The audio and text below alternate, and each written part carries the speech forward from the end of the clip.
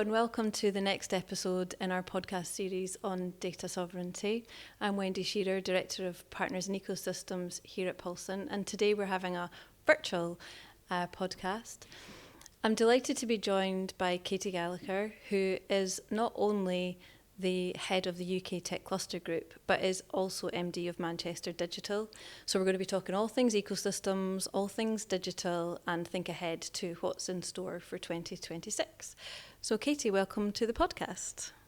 Thank you for having me. Do you want to just take a little bit of time to sort of introduce yourself and talk about what you do? Of course. I've been the managing director at Manchester Digital for longer than I care to remember, definitely a decade plus. But as you will know, Wendy, being in this incredibly fast-changing industry, it always feels like we're a startup because we have to change what we do to reflect the industry. So Manchester Digital, it's a trade body. It does everything you think it would, so very much about championing regional tech businesses, helping them grow. We do a lot of work around skills, diversity, and also understanding kind of what new technologies and emerging technologies, the kind of opportunities they can create for the region. That's very important to us. And the UK Tech Cluster Group is a coalition of organisations similar to Manchester Digital. And the aim really is coordinating our activities, sharing best practice, making sure that the regions are taken into account when policy is being developed down in Whitehall. And most of all, it's about unlocking the prosperity in tech ecosystems everywhere in the UK. And I think you're being a little bit modest, Katie, because I believe you've also been awarded an OBE as a result of all the huge investment of time and energy that you've put into this. Is that right? I was awarded an OBE in 2024. I got Princess Anne, which I was really delighted about.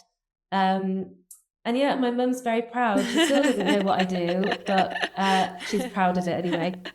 I think that's always what I say. Like, once my family understand what I do, then it's time to retire.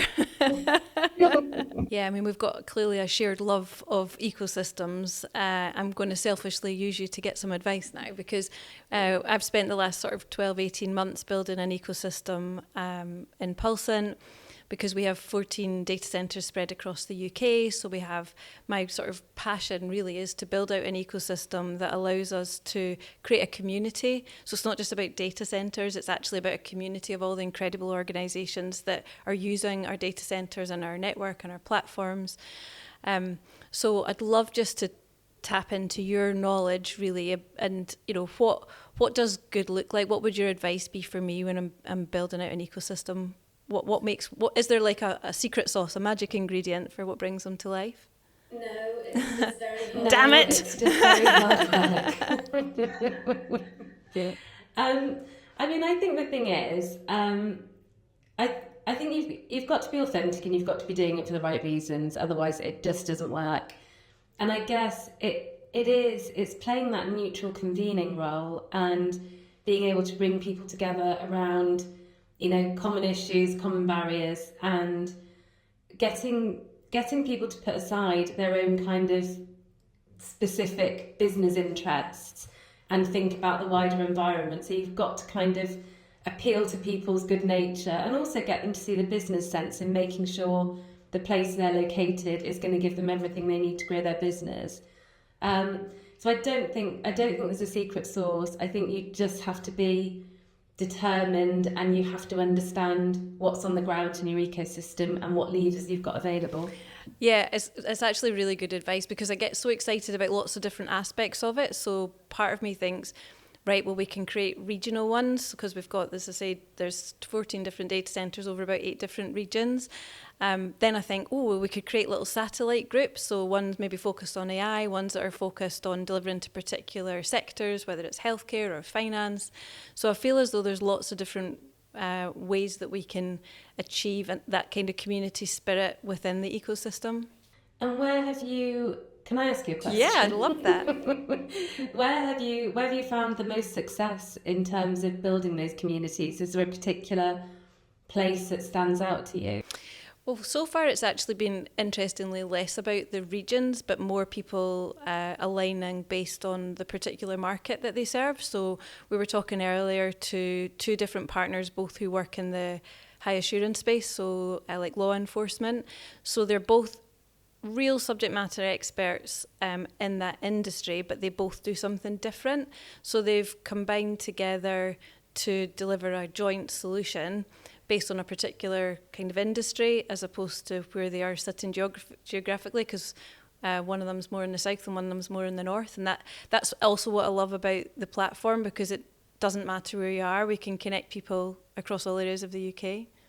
I mean, again, we do some of that in the UK Tech Cluster Group, where we've got people in niches, and if they're really doing something amazing in health tech, and I know something amazing is happening in Bristol, it's being able to connect those like minds, because there might not always be the right collaborators on your doorstep.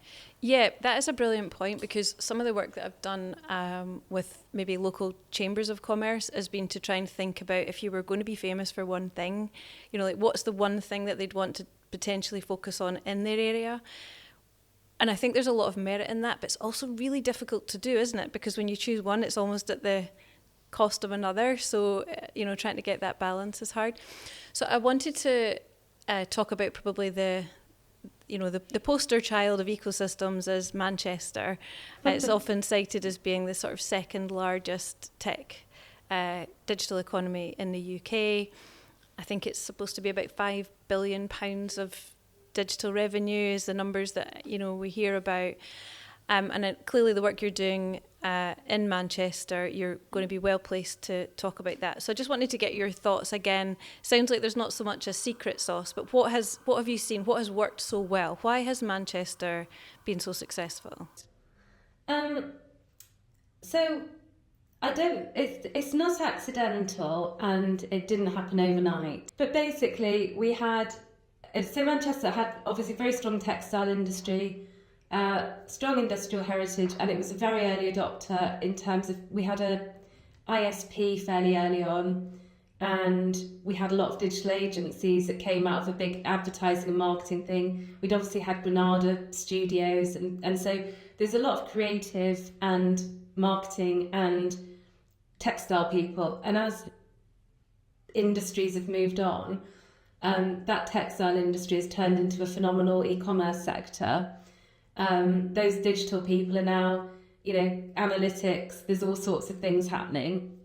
And as Manchester's gathered momentum, there's kind of been key points, I guess, in the development. So the BBC moved here, but really importantly, they moved a lot of the R&D activity here. So it brought some really high value stuff to the region, and we're absolutely seeing the benefits of the people that have since moved out of there and into other companies. We've got quite a lot of homegrown successes, but because of the maturity and the density we have here, and I think probably because London is so expensive, we've welcomed we've had kind of, 5 or 10 years ago, the sector was very small companies. And now, we've got so many FTSE 100s, we've got 6 unicorns. And I think a lot of that is, we've had good civic leadership. Andy Burnham's very high profile, so that's really helped kind of draw attention. And he's very passionate about what AI and technology can do for the region in terms of economic growth. And we've developed some specialisms. So interestingly, GCHQ moved to Manchester a few years ago, and I mean they've moved in a fairly sizable way, and I wouldn't have said we had a massive cybersecurity sector before that, but their move and the supply chain that's come with them, kind of 5 years on, we're now seeing loads of startups in that cyber kind of product space and the R&D space. And so actually you need some of those big things, I think, to coalesce around, and you need the universities leaning into all of that. And I think that's where that development comes from. But I would say it's been a good kind of 15-year process of building and growing. Yeah, let's not sort of forget, as you say, the hard work that's gone into getting it there.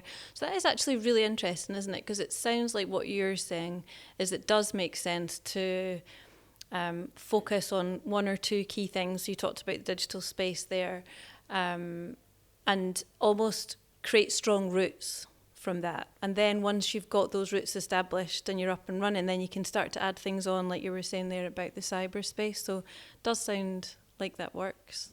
I mean, I think a lot of it happens organically. I think the sector was here before, definitely before the public sector really had understood how to grow and develop tech.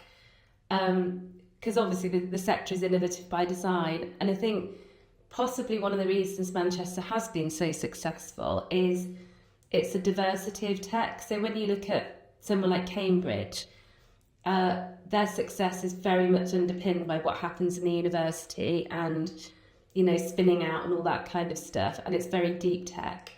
Whereas I think Manchester has a really healthy mix of different industries, which has meant it's been fairly buoyant. Even when we've had economic shocks, it's kind of managed to continue. So I think whilst we do have some specialisms, I'm always very cautious about not tipping ourselves in one direction or another, really. Makes sense. And actually that sort of concept of diversity, I know you personally are a huge advocate for diversity in all its different shapes and forms. And I wondered if we could just take a few moments to talk about that. I'd love to know whether you think we're actually making progress. Are we making progress? What do you think is ahead for us, this year? I mean, everyone talks about it. And, I do get sick of some of the same conversations that we have, and things don't really change. We all know what the problems are. And most businesses, obviously I work with tech businesses, but they know if they're designing products and services for the general public, that their businesses need to reflect the demographics they serve. So I think there's progress in terms of awareness. I think at the early talent stage, I think we're seeing more women and girls coming through, but we still have retention problems, and we still have, making sure that we turn our women in tech into leaders in tech. That's, there's still some challenges there. And we saw, some of the big global organisations absolutely dial down their activity in that area, which is personally gutting to see. But, I think we have to think about, and particularly in Manchester, we do a lot to support, to kind of get girls aspiring to get into tech. So we start working with girls when they're 15, 16, but we stay with them right through to their first job and then on to leadership, because we try and make sure that there's somebody there for their whole journey and build a community around that. But equally, Manchester Digital, the thing that we are incredibly passionate about is social mobility. So we have this incredibly wealthy city centre, and we're surrounded by some of the most deprived parts of the UK. So a lot of the work we do is trying to go out into those communities and talk about the opportunities, and in fact, not just talk about the opportunities in tech, create those opportunities. So we will go to community centres, youth clubs, wherever we need to, where it's not the usual suspects, and try and get those people work placements, try and retrain them, upskill them, whatever, because we really believe that that's important for the future. Couldn't agree more. I think that's amazing, and it's a win-win, right? Because there's a skills shortage, and so there's 50%. There's lots more people out there for us to tap into. It's a much bigger pool of talent, and also I think what I'm so excited about at the moment is the opportunity to sort of democratise that across the UK. And as you say, you talk about Manchester, but a lot of that's actually in the city, so let's take that wider out. And then you've created, there's this huge demand for the skills, and there's this huge opportunity to bring more people into the industry, so win-win. Yeah, and I think, the things that probably worry me are, unless we get ahead of this, there's a chance that AI and some of those data-driven economies will actually exacerbate the exclusion and the skills gap. And I think, there's been a 20% drop in graduate and early talent placements this year, which some employers are saying is down to AI replacing some of those roles in tech. But also it's kind of economic uncertainty and companies have gone into kind of short-term thinking. The thing that really worries me is that we don't close that 20% gap. And the people that are hiring mids and seniors, as the economy picks up in 3 to 5 years, we're going to be right back where we were. There won't be any mids because nobody's trained any juniors. So we need to really think about what do junior tech roles look like in an AI first economy. Yeah, brilliant point. And do you get the feeling that people are thinking about that? Or is it something that keeps you up at night but nobody else? I mean, I was on a call with 2 CEOs this week, and they were like, "Yeah, we've not hired any early talent for 18 months because we've replaced those jobs with AI, blah blah blah." Or there's third-party technologies that now do the stuff that juniors do. So I'm going to spend 2026. It's not going to keep me up at night. I need my beauty sleep at this age. But I'm going to figure out what those junior roles look like. I'm going to get a bunch of our CTOs together and bash out what we need to do so we don't head into this avoidable blindly chasm. Yeah. Great point. You're very welcome to come along, but yes, please. Yes, you can help I'm me. in. Yes.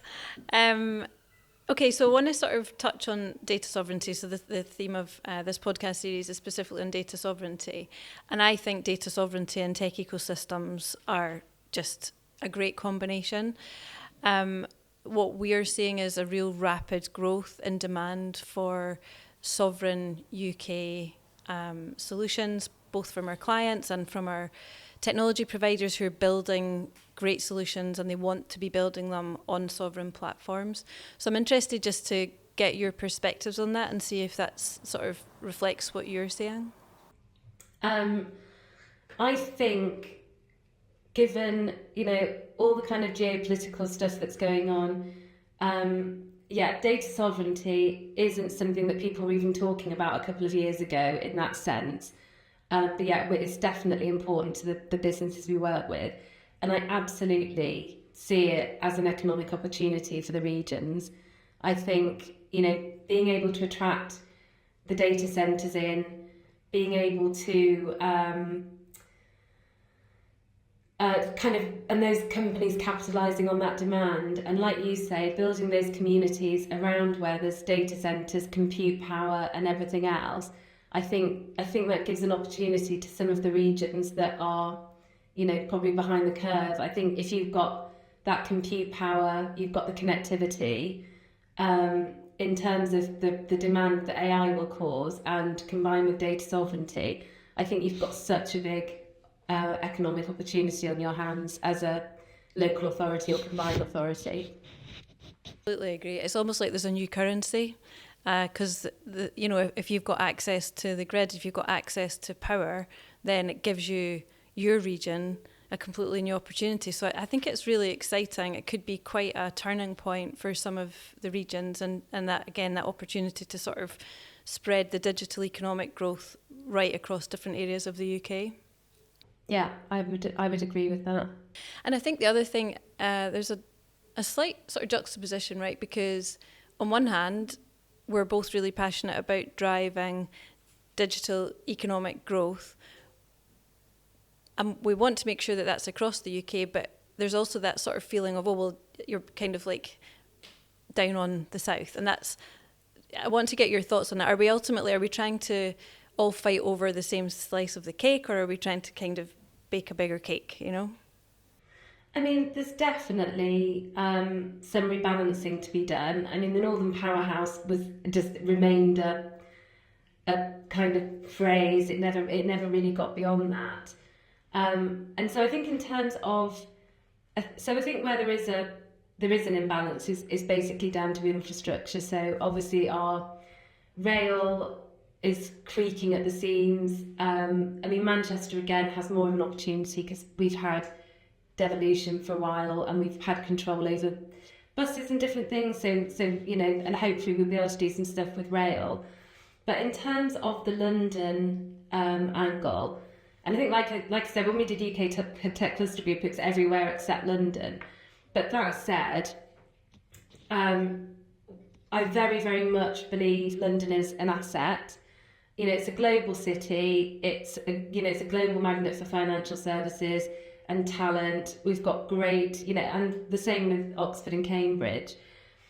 And I think the thing that we've got to do and actually we do that to some extent, or some regions do, is understand what we can leverage from London. And actually we find in Manchester, somebody might land in London, but if they want to grow a tech team, or whatever, it's very expensive and hard to do that in London. It's much easier to do that in a Bristol or a Manchester, where you can still get the talent, but it costs a lot less and your property costs a lot less. So I completely agree. I think for me, we just, in the previous podcast, we were talking about interoperability. And actually for me, this is about use the magnetic appeal. Like London is a global destination and that gets us on the map. We're in a global economy, so let's use that. And then let's think about how do we move that data securely across the UK into other regions. People want that anyway when they're thinking about having resilience baked in. So having some in London and some in Manchester, for example, is just technically sensible. So yeah, I think it's about how we leverage it, not how we compete, is the way I kind of put it. Yeah, and I think that the word resilience, I think, is so important for 2026, looking at all the things that are happening and, all the kind of cyber attacks we saw in 2025. Probably we'll see some similar again this year. So, yeah, I think how you manage your data is just becoming more and more critical, isn't it? Yeah, I agree. And I'd love to touch on just a little bit, you do, I know, work about tech scale-ups and startups, and clearly there's a lot of them in the AI space as well. So just getting your thoughts on that part of the industry. Do you see that there is real opportunity there? Is there any particular clusters that you think are doing well in it? What's your thoughts on how we grow our sort of AI ecosystem, if you like? It's still fairly nascent. It's fast, but it's nascent, I guess. And I suppose it's also, talking about sovereignty, we're heavily reliant on US-owned technologies for a lot of our AI. So one of those, that's probably a slight concern, is how do we start making sure that we actually own some of that stuff, and we're not at risk from that perspective. But I think, if you're going to be a good AI ecosystem, you need the compute and the power. You need the applied demand. So I guess places that have got big problems to solve with manufacturing, health, public services, those kind of things, have an opportunity. And then I guess you do need that secure, compliant data stuff built in. And so I think the opportunity is, if you can access those things and make them work together, I think there are probably places that at the moment might have very little in terms of tech and a tech ecosystem. But for the future, if you've got those things, I think you could build something really, really successful. When I look at places like Blackpool, they've obviously got fibre coming in from America. I think they've got the main pipe down to London. They've got wind farms that are going to power data centres to be net zero. And actually, if you manage to build the skills and the cluster on top of that, that's got so much opportunity to become something really, really amazing in that AI space. That's a great point, isn't it? It's almost I think it's like the same recipe of building out other ecosystems, but you've got the kind of added element on top about access to power and the grid ultimately. So if you take the formula that's worked in other clusters across the UK and then you apply access to that power, then you've got, again, an opportunity to really, because that's the bit that concerns me more. Like, I suppose it's a little bit like what we were talking about with London. I feel as though this is a global economic opportunity, and we need to make sure in the UK that we have a voice, that we're playing a big part of that. And that's where I think the ecosystems can really come into their own, because we need to leverage all the different things that we have in the UK to make sure that we have a voice globally. And we're a small country. There's not that many of us when you compare it globally. And I think that is the thing. And I was in a room where somebody was moaning about another region that has got an opportunity, and I'm like, they're not the enemy. Yeah. Literally, we have got bigger fish to fry at the moment. And, and again, that is very much a UK Tech Cluster Group message. It really is about coordinating and making sure that everyone, every ecosystem reaches its potential. Yeah. That's a great place to end, isn't it? Think globally, act locally, that kind of thing. I might steal that. Yeah, you can have that one for free. Katie, I've loved talking to you. I definitely could spend a few more hours doing this, so let's make that happen. Happy to join any of the diversity groups that you need contribution to. But just wanted to say thank you so much for taking the time to talk to us today, and I look forward to meeting you in person next time. Me too, and thank you so much for inviting me. Great. Thanks, Katie.